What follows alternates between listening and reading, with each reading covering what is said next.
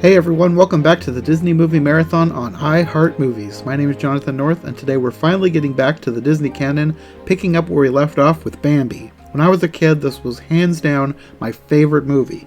Not just my favorite Disney movie or my favorite animated movie, my favorite movie, period. I remember visiting relatives who owned a lot of movies, and this is the only one I ever wanted to watch. It didn't matter what else there was. If we were somewhere that had a copy of Bambi, that is all I wanted to watch. Today, Bambi is no longer my favorite movie, but it still holds a special place in my heart, so I've really been looking forward to talking about it.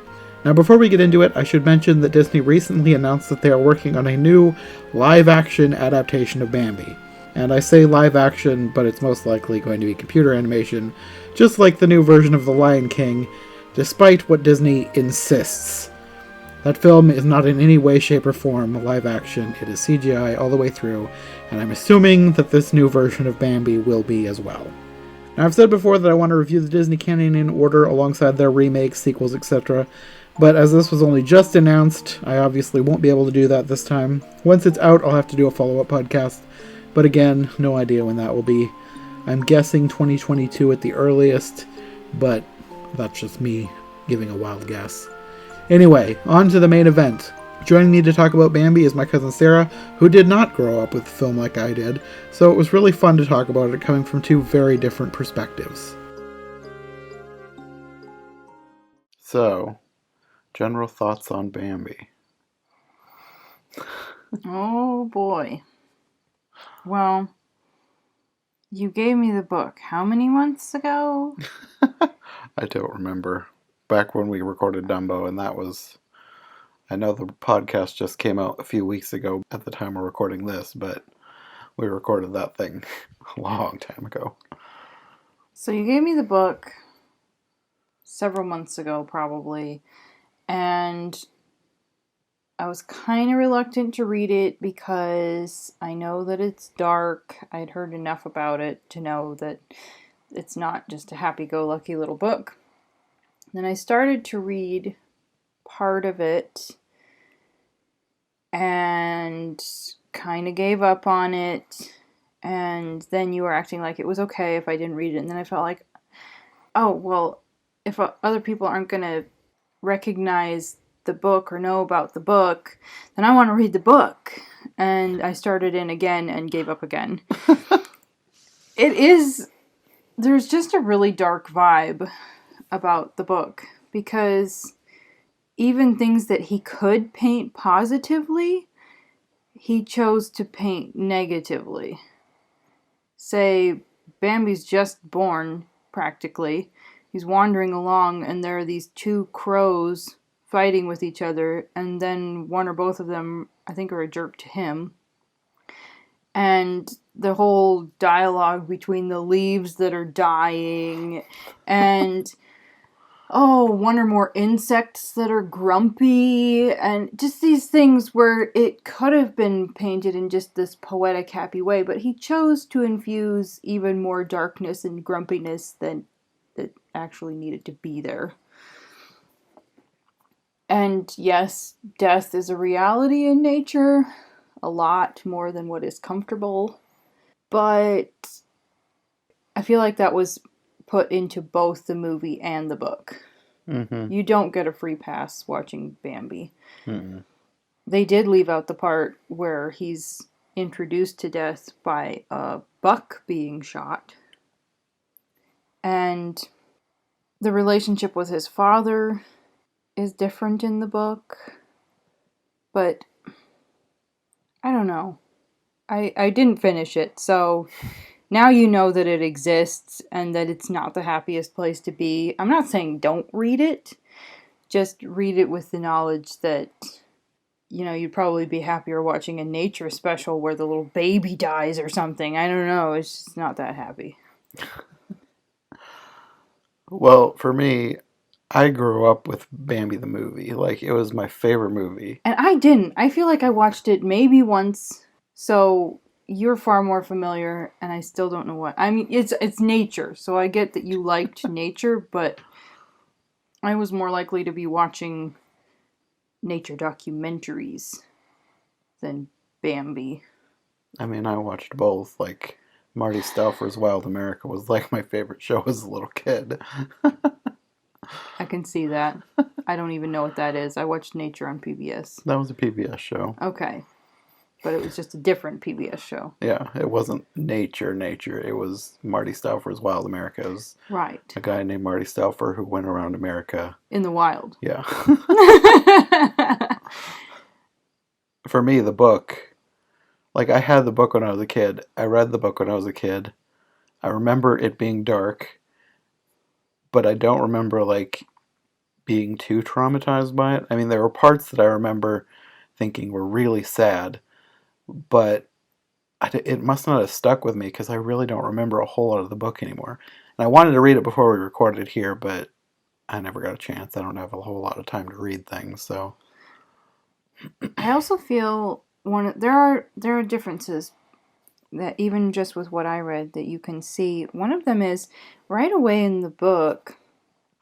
Well, he has more company, more things gathering, more creatures gathering around him at the beginning than what you have in the book. They Disney-fied that. And I think him realizing that he is the prince is a more gradual process in the book. Whereas right away they're like, oh, the prince, the prince, the prince. I'm not really sure. That's how they address him too, like with this honor, and that's not so much the way in the book. In the book, it's like, you little whippersnapper crybaby. In the movie, I was thinking about this when I was getting ready to record today.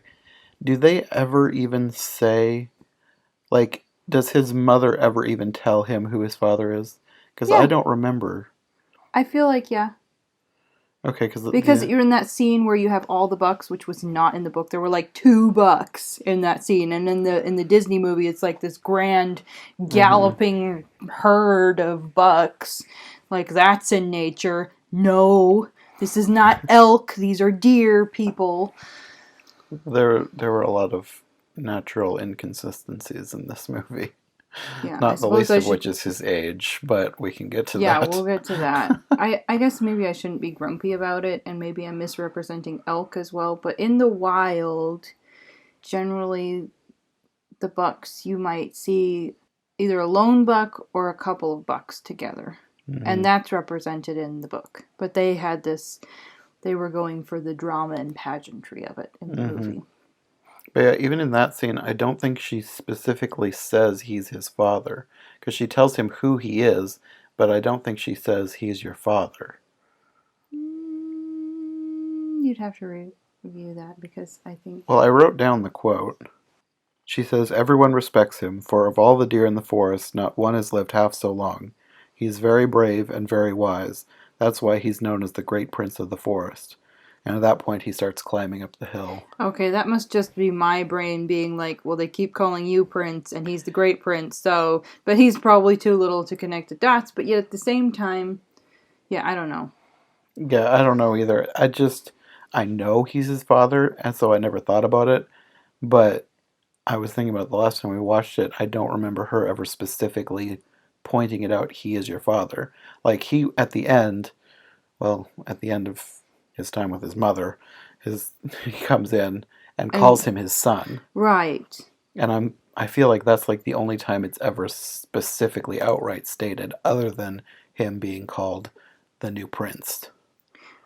One of the things that the book did, that the movie didn't, which was a kindness, was to show the weaning period of his life, which is kind of mean in the book, but it's nature.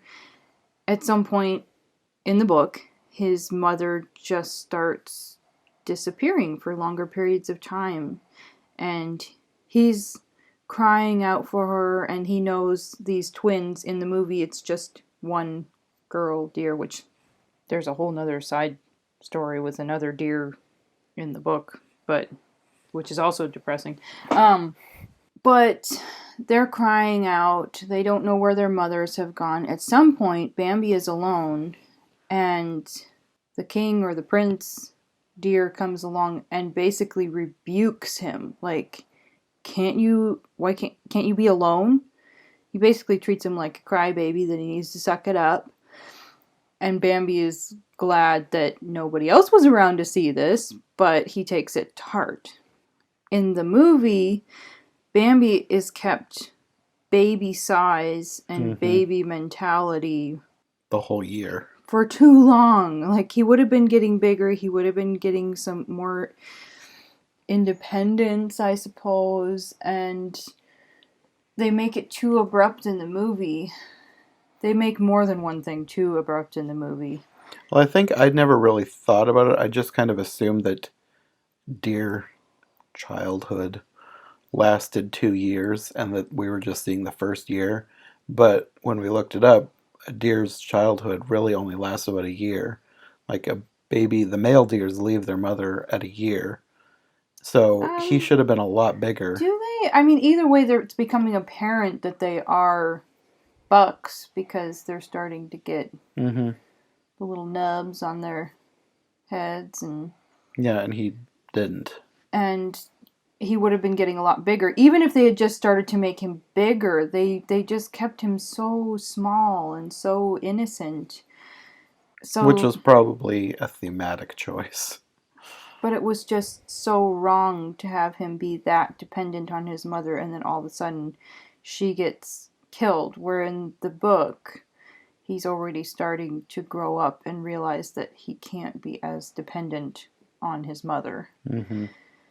And Thumper, did he even exist in the book I don't remember Thumper in the book. I think that I feel like I remember some behind the scenes thing where they were talking about they wanted to make, I don't know if it was a rabbit character in the book or just they had ideas for rabbit characters and they wanted to have one kind of be like the leader, and they gave that one like the main personality because Thumper had his little sisters that would follow around, but Thumper was the rabbit. He was Bambi's best friend. Here's where I'm at a pitiful disadvantage because I didn't finish the book, but in the book, what I've read, there is a rabbit who talks to his mother, to him a little bit, but Bambi feels this almost sense of condescending disrespect towards this timid rabbit, but the rabbit obviously has seniority over Bambi. It's not like, hey, we're buddies. It's more like a parent to parent or adult to adult conversation with Bambi. Whereas, and in the book you see the greatest companionship between him and other fawns, which makes more sense. Also, he's kind of friends with a squirrel, which is not really played out in the Bambi movie. I don't remember that part. Yeah, but like I totally. Said, it's been years. Yeah, no, the squirrel is far more prominent, and I don't remember a skunk at all. And frankly, I thought the skunk was a girl until later in the movie. I think a lot of people think that the skunk is a girl just because his name is Flower and he has cute eyelashes. They made him girly. And later on, that's adorable. His character is adorable, but I just didn't realize it first, so it was a revelation during the movie. I think I liked the beginning song. Love is a Song, the opening credits. Yeah. What was sick, though, was after Bambi's mother gets killed and he's basically taken in by his father, it abruptly switches to this super happy springtime, everybody's disgustingly in love. The owl was a refreshing infusion into that scene. I love the owl. I loved him even when I was a kid. Like, for real? They should have... The movie is not that long, people.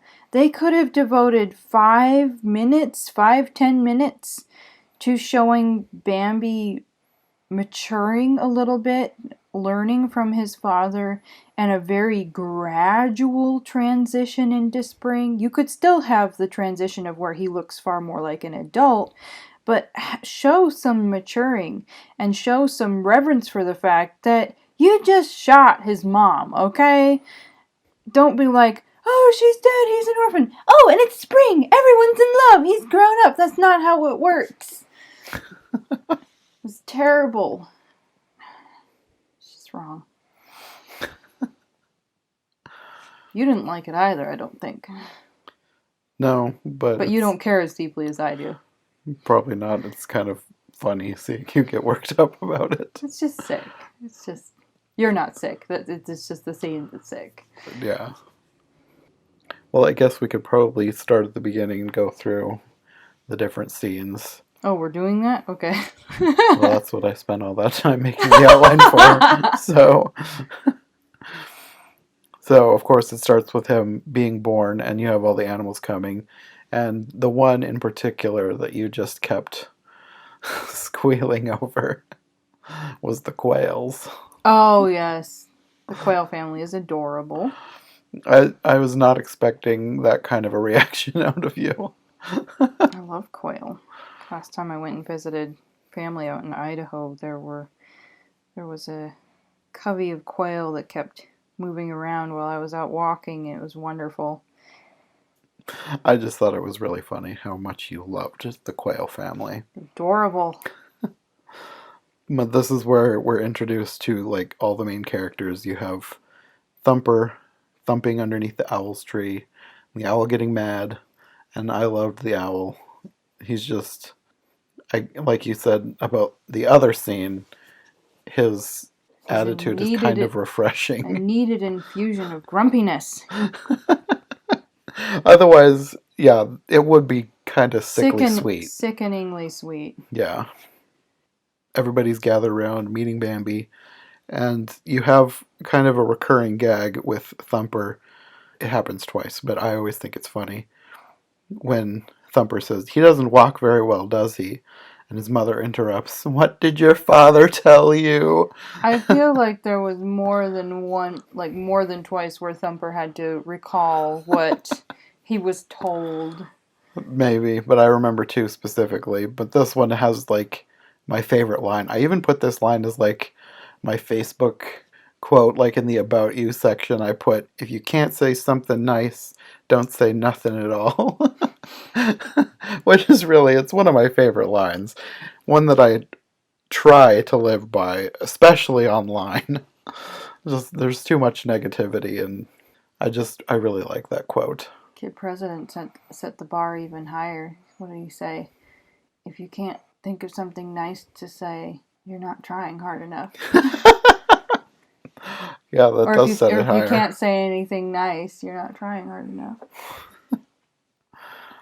But yeah, I really like that. And we never meet Thumper's father, but even though we never meet him, he's kind of one of my favorite characters just because of the way his mother uses his words to chastise Thumper. "What did your father tell you?" It is cute. After the baby scene, he's learning to walk, learning to talk, and that's where you meet Flower. Which is just so not in the book. They made him so cute and babyish, but in the book it's more serious and more... He's chatting pretty much right away. Yeah, I think if anyone watches Bambi and thinks, "Oh, this will be a great book to get the kids because it's such a cute movie," I mean, parts of it, you can get a hint midway through the movie that it's dark, but the book overall is if there's dark. A book, there's probably some sort of Disney picture book, but probably. But you know, maybe wait till your child is 12 before you hand them the Death Fest. So that's probably about how old I was when I got it. Where you're still going to be sad, but it's more manageable. Yeah.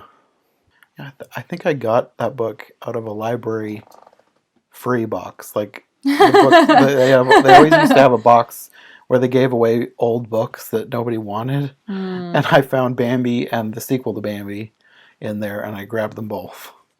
Right. Somebody else had enough fun already. Yeah, I don't know. The books are very old. Like, I don't know if they're first edition or not, but they're very old and kind of falling apart. Nice. Anyways, after that, we get probably my favorite song of the whole movie, Little April Shower. It's just, I think it is a really cool song. I don't think Sarah cared as much, but No, I mean, I like it, but you also have the nostalgia factor. probably. But I just think it's really cool how I don't think there's any sound effects in the thunderstorm at all. It's Oh, that was all creepy. it's all the choir making all the thunderstorm noises. There might be some cymbals, but other than that, it's like the choir's making the wind noises, and It's very well done. It's just creepy to me. I loved it. That was always my favorite part, I can or one of handle my the favorite parts. I can handle the happier part better. Another thing that I want to mention, book versus movie, is that one of the things that I did appreciate about the book, it was obviously written by somebody who had made a study of and a lot of observations in nature. Mm-hmm. So he's not just talking about the creatures, he's talking about the plant life as well. And there's a strong poetic overtone in it. So that I will say for the book as well, in its favor. Disney's definitely cuter, but if you want an educational, poetic perspective, Bambi is good for that. Mm-hmm. The book.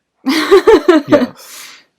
After this, we get the meadow scene, which is your first inkling that this is not just a cute, happy, fun movie, because before they get out to the meadow, the mom is like on high alert. Like, she's not letting him move. She's like looking around super cautiously. And that part I felt was pretty close to the book. Mm-hmm. And the meadow is one of the first things that is going on in the book. Their sojourn out there. And this is where we get another scene with Thumper's family. And they're eating clover, and Thumper's telling Bambi that he should just eat the flowers. There's another, "What did your father tell you?" And Thumper recites this whole thing that apparently his father made up this poem to help him remember to not just eat the flowers. "Eating greens is a special treat. It makes long ears and great big feet." And then he whispers, "But it sure is awful stuff to eat." I made that last part up myself.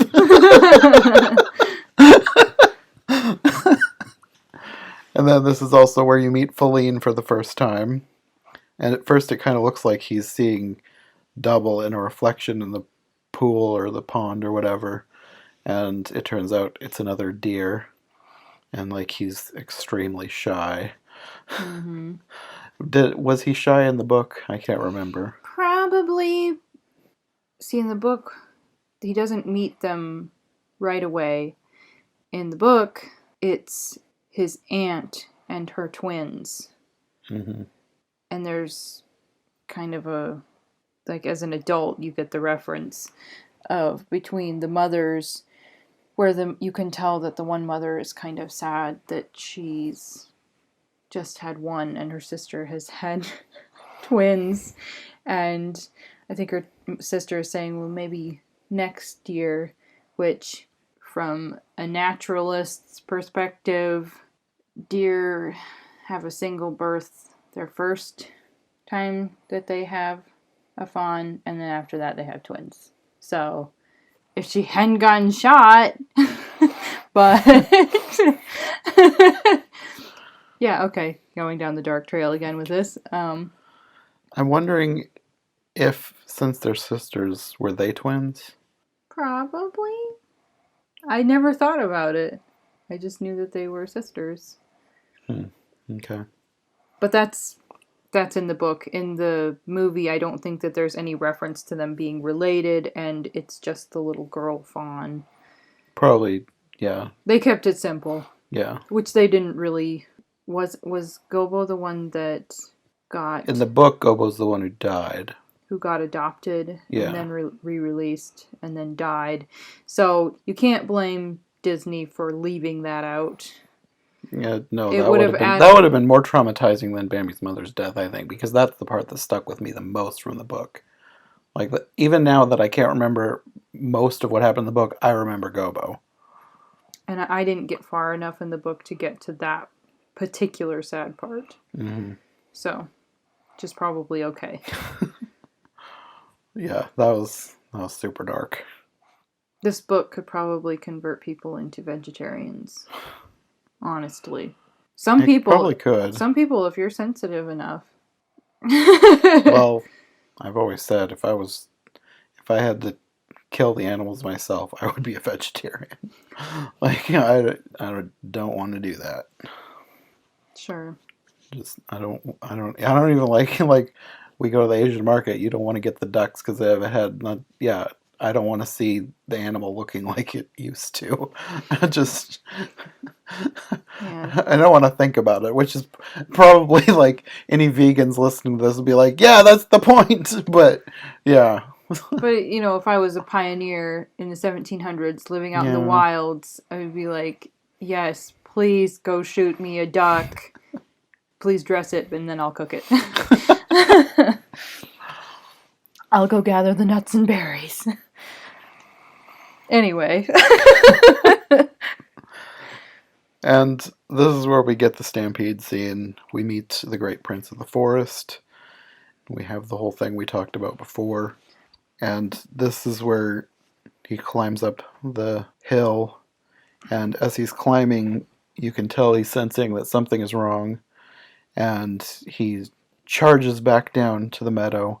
And at this point, this is one of the touches that I didn't really think about until I was like reading a bit about this scene. Every time that there's some sort of danger, you hear like the birds in the background, especially like crows. And I noticed when I was watching it again, they just kind of get louder and louder and louder. Well, it's like they're coming towards them. It really adds to the panic of the scene. Like, it really makes it feel like there's danger coming. Yeah, and I don't know how true to life that would be with real hunters unless the hunters had already shot something and stirred up the birds. It's probably not exactly realistic, but it adds the dramatic effect. And if this were in the book, this scene, which it would not be the same because they kind of made it their own thing, but there is a scene later on where a hunter is advancing and Bambi might even see the buck go down. And that's his first real experience with hunters. Other than that, I don't know that he'd even had to run. Well, he has to run in this scene because he's calling for his mother. He can't find her. And the Great Prince runs up beside him, and then I don't think he says anything. They just start running together, and then his mother appears, and they escape like just the nick of time when there's like a gunshot explodes right by where they were. Which didn't really happen in the book. After Bambi, there was, I think, a flush of animals running when a buck got shot. And I think after the fact, maybe the Great Prince talked to him a little bit. But they made it their own thing. Mm-hmm. And after they get out, there's... I don't know if this is like an iconic line, but it's one that I always remember. When Bambi asks why they were all running, and his mother says, "Man was in the forest." Good grief. No, it's just so disturbing. Oh my goodness. And then what happened? After this, you get the changing of the seasons. You get all the falling leaves. And then we get to the point where there was a deleted scene here that was one of the kind of semi-iconic scenes in the book with 2 leaves falling. And if you've read the chapter in the book, you get, or maybe even if you've heard of this scene, you get what they're referencing because they show these 2 leaves in particular falling. In the book, a good chunk of a chapter is devoted to this dialogue between these 2 leaves. And I thought of it as 2 female characters. When Disney made this scene that got deleted, it sounded more like a husband and wife. Mm-hmm. And that was harder to laugh at. In the book, when you're reading it, it's just kind of, it's pathetic, but it's also just kind of ridiculous. Like this leaf asking, "Have I changed much? Where do we go? Where, when we fall?" And it's if you're in a dark mood and you don't have a formed opinion of the afterlife, this could be a really unsettling chapter that resonates with you about growing old and death and questioning what is going to happen, and it's really deep and could be very unsettling. I mean, I'm going to heaven, but it's very deep and could be very unsettling to some people. But when I read it, it was actually kind of funny. I don't remember if I found it funny or not. I think I probably interpreted more like Disney interpreted it as a couple, but it wasn't ever specified, so... Right. In my brain, when I first read it, I just think of how women interact with each other, trying to encourage each other, and it seemed kind of ridiculous. I think both interpretations are valid. I like the sound of either one. And I knew that chapter was coming up and that it was supposed to be really serious, so when I hit it and it just struck me as kind of ridiculous, then that, I suppose, was to my benefit reading through it. Anyway, after the leaves fall, you get to the first snow, and you have Bambi learning about snow and playing in the snow, having giant globs of snow falling out of the trees on top of him.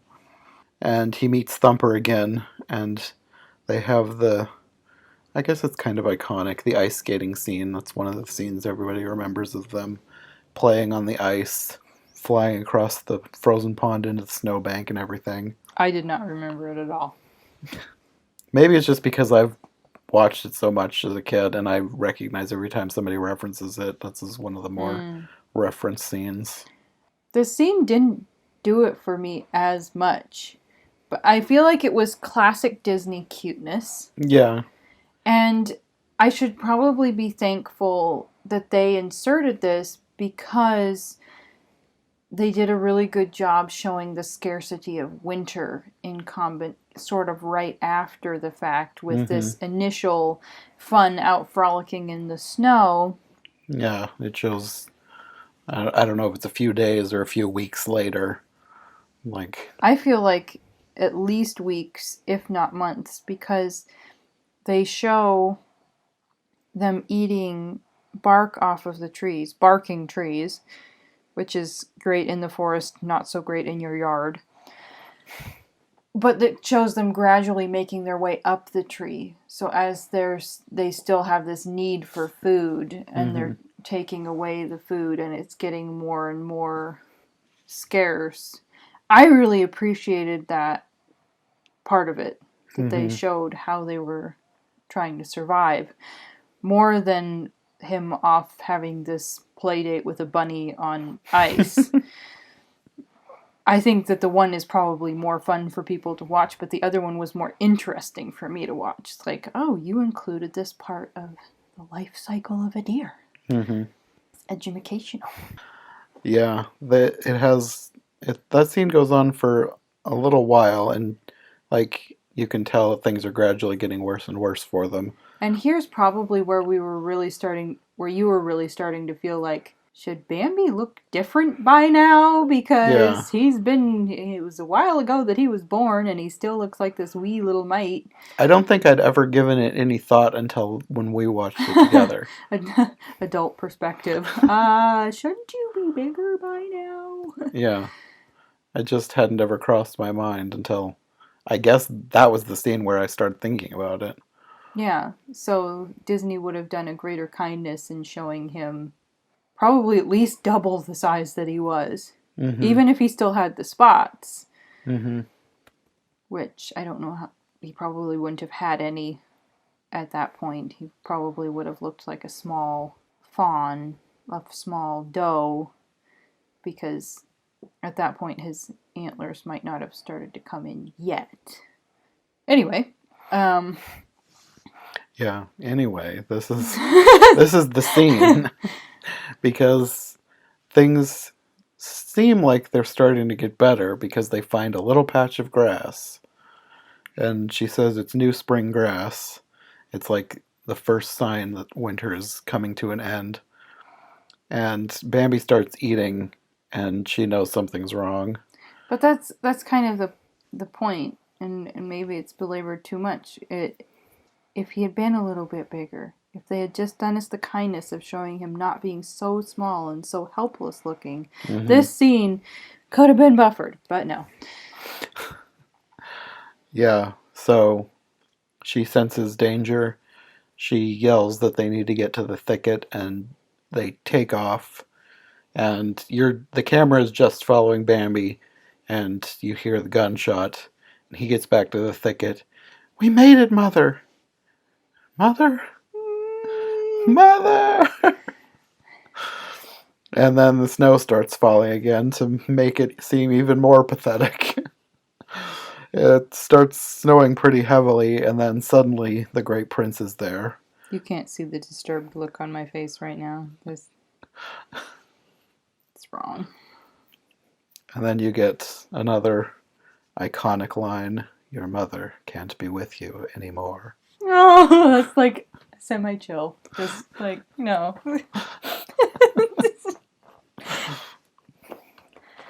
And this is where he says, come, my son. And they disappear into the snow. And then, let's sing a gay little spring song. Oh, let's shoot the screen to get away from this sick transition. No. It's a very abrupt change of mood. It's so wrong. If I got $1 for every time I said something like it's so wrong, it's so sad, it's so... Yeah.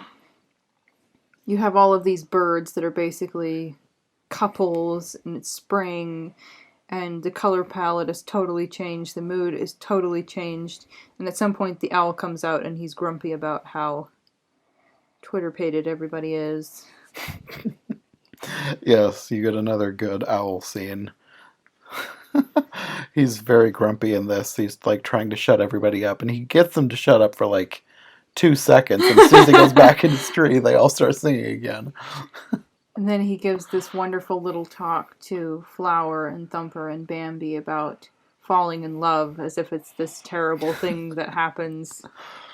And they're all horrified and say, it'll never happen to me. It was so cute. Such a cute scene. And watching them all get entangled with their females is very cute. It's like one by one they're picked off. First Flower, then Thumper, and then Bambi. They're very, very cute. I was actually enjoying the second half. Like, starting to enjoy the second half probably more than the first half with that whole sequence. Yeah, I kind of found myself wishing that the second half was longer than the first, because it's a little bit shorter. But I liked it when he was an adult more than when he was a baby. At least now. I think when I was younger, I probably liked him as a baby more. But then it gets dark again pretty quickly, doesn't it? Well, he finds Feline. Oh, that's and right. then I'm thinking, I'm like cutting out the fight. There's the whole scene where he's like Twitter-pated, like everybody has been. And there's like a sort of semi-dream sequence where he's like, I think they're just running through the forest, but it's like portrayed as them running through the clouds. And then he meets, I've always thought, he's never named in here. I think it's probably a leftover from me reading the book. I've always just called this deer Rano in my head. I think that's left over from the book because he's never named in the movie. So Interesting. I'm pretty sure his name is Rano. And they have this fight sequence. And this fight sequence, I always think of Fantasia when I'm watching this because the way it's animated is so stark. Like, basic colors and shadows, they cut out a lot of detail. Like, so you're focused on them? Or? Yeah, it's just like the shapes of the deer fighting with like flashes of color, and it's really artistically animated. It's like the most artistic choice they made in the entire movie. It just feels like something that could have fit in with Mm-hmm. I don't know, the sequence in Fantasia where like the lava is bursting and everything. It just feels like something like that. Just not abstract, but similar, I guess. Artistic and dramatized. Yeah. But he beats him and he gets tossed off a cliff into a pond. And I think it kind of shows him maybe slinking away a little bit. Basically, Bambi wins. Yes, Bambi wins. In a very dramatic way. And then they have another song, the big love song where they're walking through the forest. I bring you a song. And basically I think it's showing some time passing where they're becoming a couple, basically. I feel like I liked that song. Mm-hmm.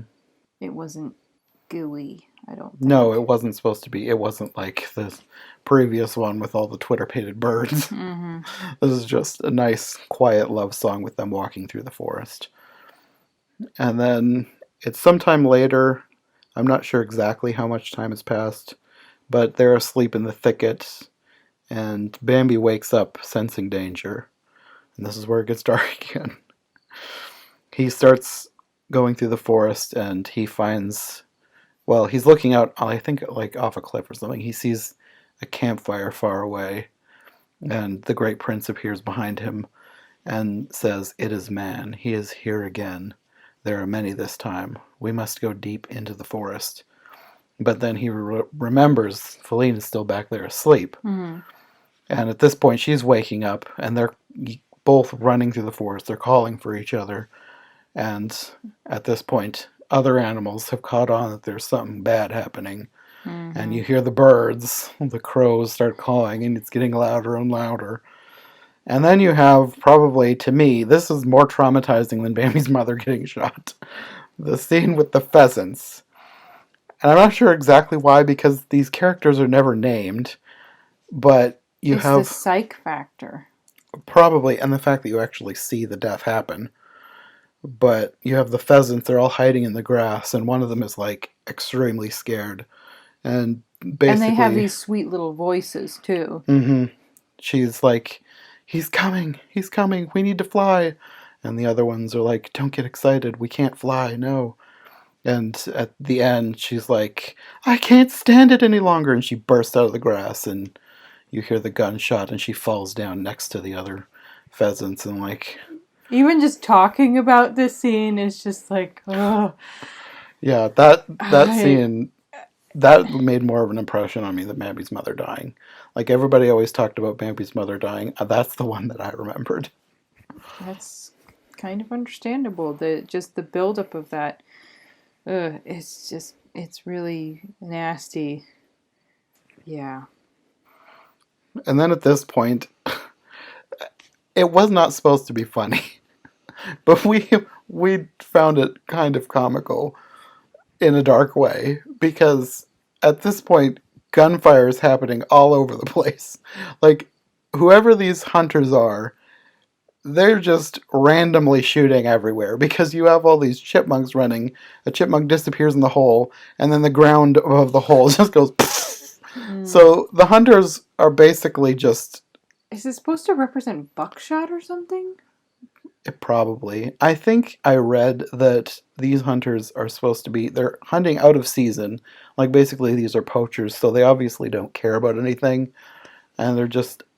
To me, it seems like they're trying to kill for fun.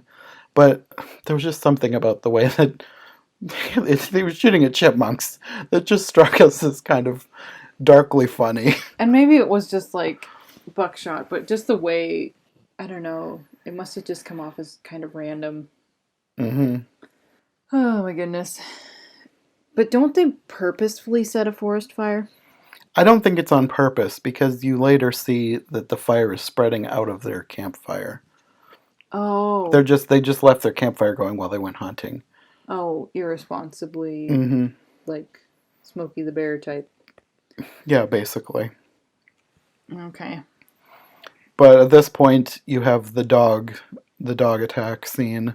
The dogs go after Feline, because they're still separated.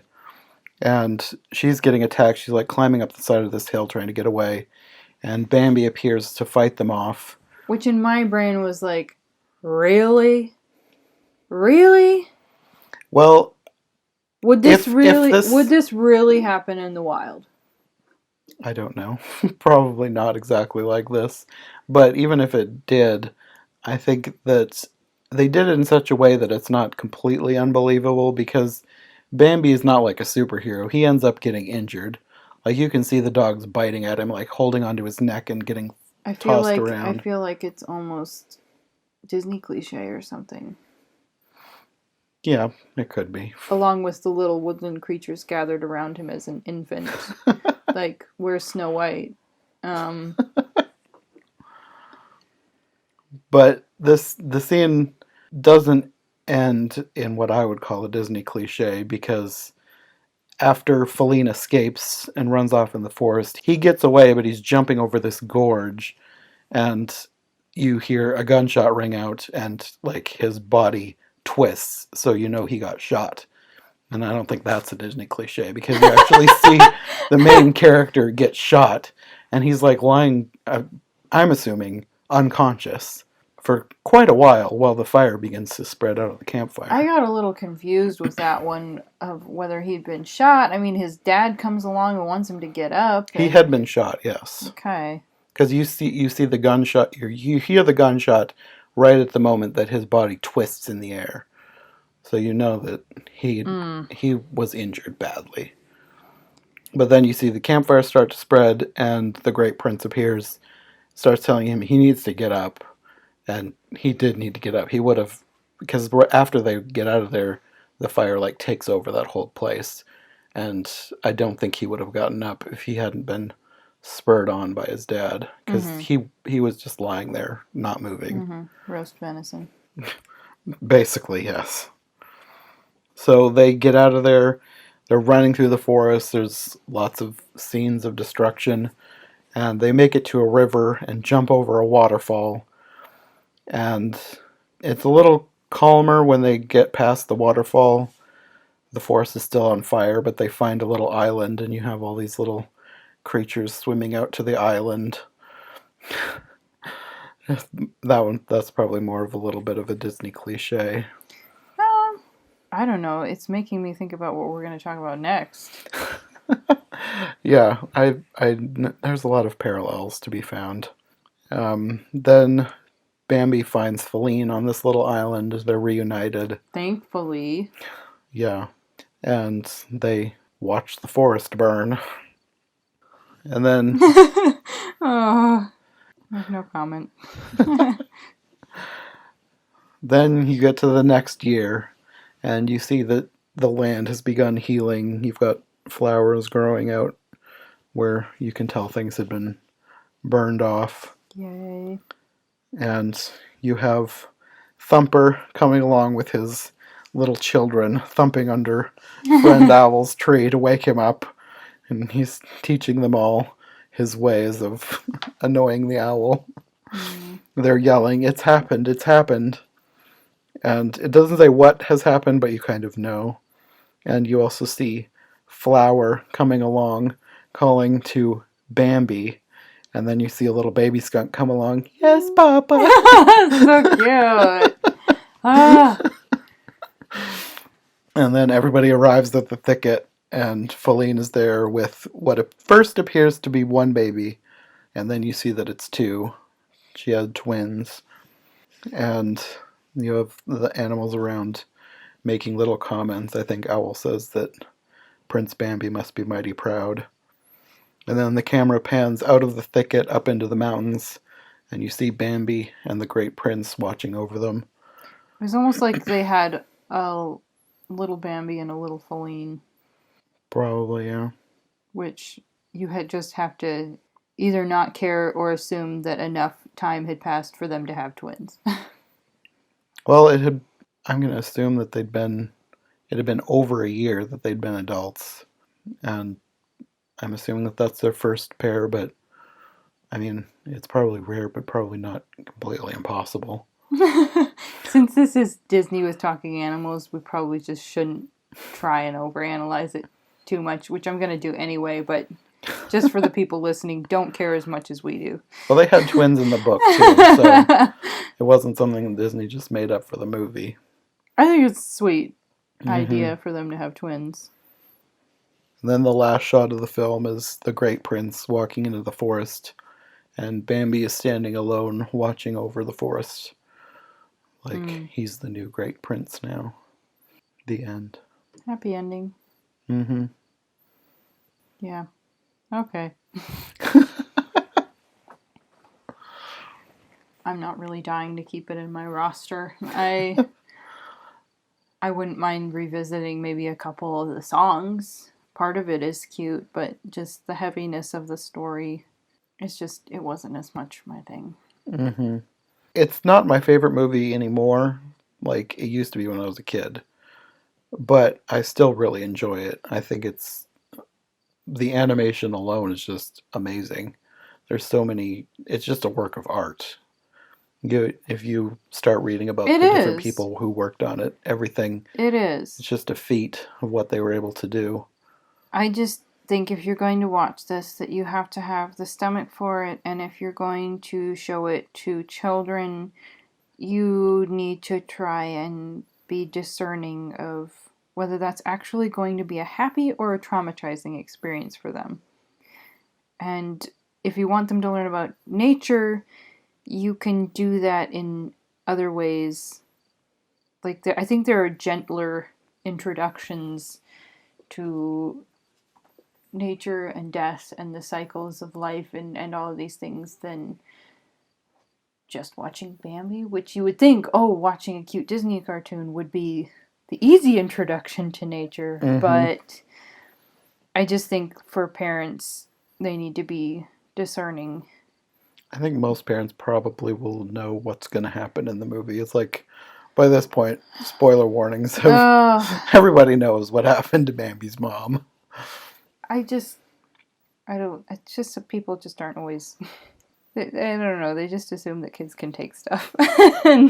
Well, some can. Like, obviously, I was able to because I loved this movie. Sure. But if you had watched it as a kid, I'm assuming you probably would have been a bit more traumatized. I don't remember being really traumatized by it. Honestly, I think I had more emotion over the Lorax. But that doesn't mean it made me super happy. Maybe I analyze it more as an adult. Maybe it means more to me as an adult. Probably. As a child, like, I didn't remember the birds, but as an adult, that bird being shot was quite disturbing. So, I don't know. It's just one of those things where you have to know your own kid and think about whether your kid is one who can handle it or not. Yeah, whether the themes, you want to delve into those themes, because you are right. Most people would know about Bambi's mom, but how many people would remember the bird scene or... That's true. Nobody references the pheasant, even though that's the one thing that stuck out to me as a kid.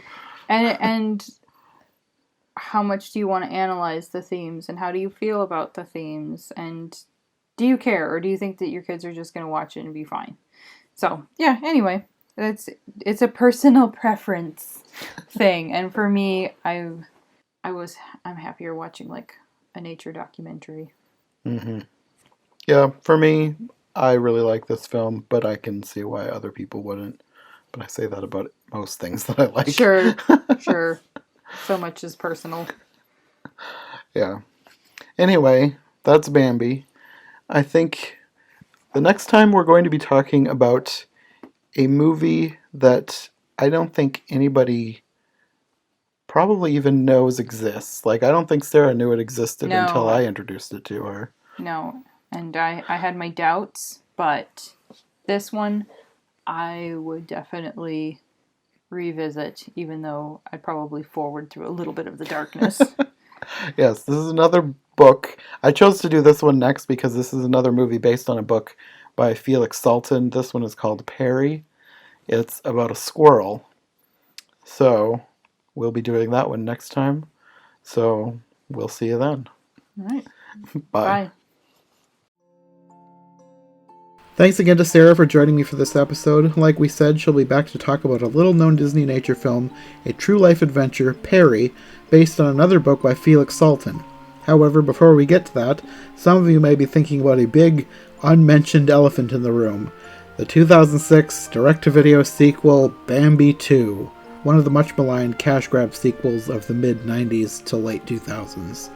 Originally, I'd planned to just do a brief review of it on my own and call it good, but then I happened to notice that someone in my circle of Twitter friends actually really liked Bambi 2, so I figured, hey, if there's somebody out there who likes it and wants to talk about it, why not do a whole episode on it? So next time, my friend Christian Paystrip will be joining me to talk about Bambi 2. So we'll see you then for another episode of the Disney Movie Marathon on iHeart Movies. Thanks for listening.